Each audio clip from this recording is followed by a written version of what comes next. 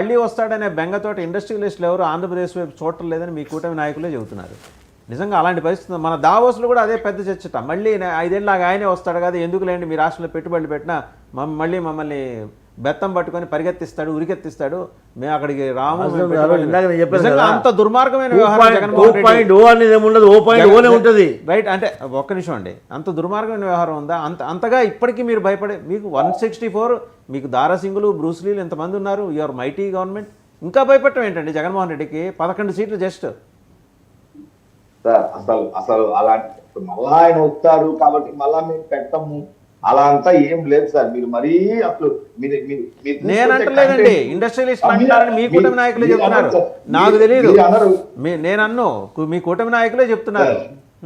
మా కూటమి నాయకులు కానీ లేకపోతే ఎవరు కానీ అలాంటివంటే మళ్ళా మీరు ఓపెన్ గా మీరు మంత్రులే అంటున్నారు ఎక్కడ జగన్మోహన్ రెడ్డి వస్తాడని బెంగతోటి ఇండస్ట్రియలిస్ట్ రావట్లేదని. నిజంగా అంత అరాచకం చేశారండి జగన్మోహన్ రెడ్డి? సార్ ఒక నిమిషం సార్, మీరు చెప్పేదాన్ని ఒక జనరల్ గా మీరు చెప్పే స్టేట్మెంట్ ని ఒక ఫ్యాక్ట్ గా అనుకుందాం. దాని తగ్గట్టు నేను చెప్పేది ఏంటంటే, అలా మాట్లాడి జగన్మోహన్ రెడ్డి గారు మళ్ళా వస్తారు కాబట్టి పెట్టుబడులు రాదని ఎవరైతే చెప్పారో ఫస్ట్ ఆఫ్ ఆల్ వాళ్ళు కరెక్ట్ కాదు, వాళ్ళ స్టేట్మెంట్ కరెక్ట్ కాదు, వాళ్ళు పర్ఫెక్ట్ కాదని నా ఉద్దేశం. రెండోది ఏంటంటే, ఇప్పుడు లోకేష్ గారే చెప్పారు కండి ఆ విషయం. మళ్ళీ వాళ్ళు కాదు, లోకేష్ గారే జగన్మోహన్ రెడ్డి వస్తే మళ్ళీ ఈ డెవలప్మెంట్ ఆగిపోతుంది. ఎందుకు అసలు జగన్మోహన్ రెడ్డి ఆయన గతం, ఆయన గురించి ఎందుకు మీరు చింత పెట్టుకుని రోజు బీపీలు తెచ్చుకుంటారు? నేను అందుకే సార్, నేను మీరు జగన్మోహన్ రెడ్డి గారి గురించి ఏం చెప్పినా కానీ నేను వర్తమానంలో చూస్తాను తప్ప గతంలో వెళ్ళను సార్ ఎప్పుడు కానీ.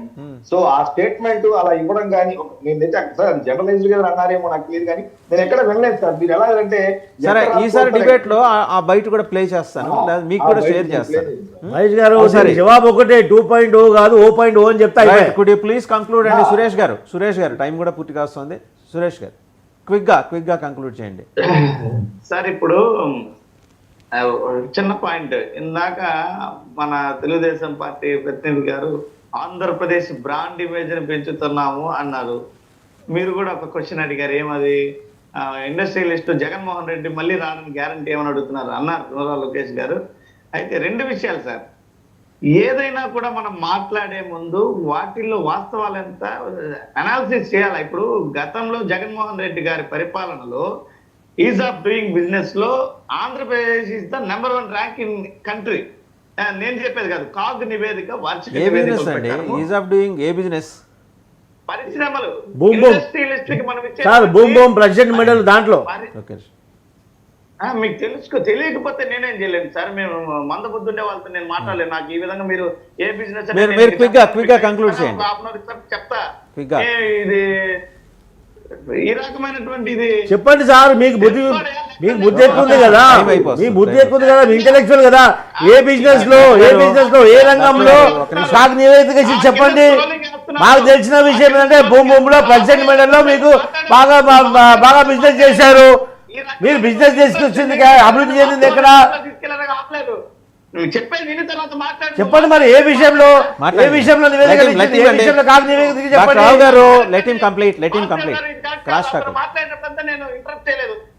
వాస్తవాలు మాట్లాడండి, అవాస్తవాలు మాట్లాడండి. అర్థం కావాలి కదా, క్రాస్ టాక్ వద్దు. అరే చెప్పయ్యా బాబు, చెప్పు మరి దేంట్లో ఏ విషయంలో? ఇప్పుడు యాంకర్ గారు అడిగింది కదా, ఏ విషయంలో చెప్తున్నారు కదా. మీరు ఆగండి, మీరు క్విక్ గా కంక్లూడ్ చేయండి. కింద ఇప్పుడు మీ టీవీలో స్క్రోలింగ్ చేస్తున్నారు, గీత కార్మికులకు 340 షాపులు అంట. 20% నుంచి వాళ్ళకి 10% ఎందుకు కుదించారు? గీత కార్మికులను మోసం చేయడం లేదా? ఈ రకమైనటువంటి మోసాలతో ఈ ప్రభుత్వం పోతుంది, బీసీలకు మోసం చేస్తుంది. ఇప్పుడు 20% గీత కార్మికులకు రిజర్వేషన్ ఇచ్చారు మద్యం షాపుల్లో, ఎందుకో 10% కంటే చెప్పుతామన్నా నువ్వు చెప్పగలుగుతావా? సూపర్ 6 ఎందుకు ఎన్ని ప్రారంభంగా చెప్పగలుగుతావా? సూపర్ 6 మేము ఇచ్చిన అవి ఖచ్చితంగా చేస్తాము, జాప్యం జరిగినా ఖచ్చితంగా అమలు చేస్తాము. మీలాగా చేతులు ఎత్తేయడం కాదు, ఆర్థికంగా రాష్ట్రాన్ని నాశనం పట్టించడం కాదు. మీరు 5 సంవత్సరాలు మొత్తం సర్వనాశనం చేశారు రాష్ట్రాన్ని. రాజధాని లేకుంటే ఆంధ్రప్రదేశ్ బ్రాండ్ ఇమేజ్ ని సర్వనాశనం చేశారు. Thank you. మనం let's continue this discussion. Thank you Pasupuleti Suresh గారు.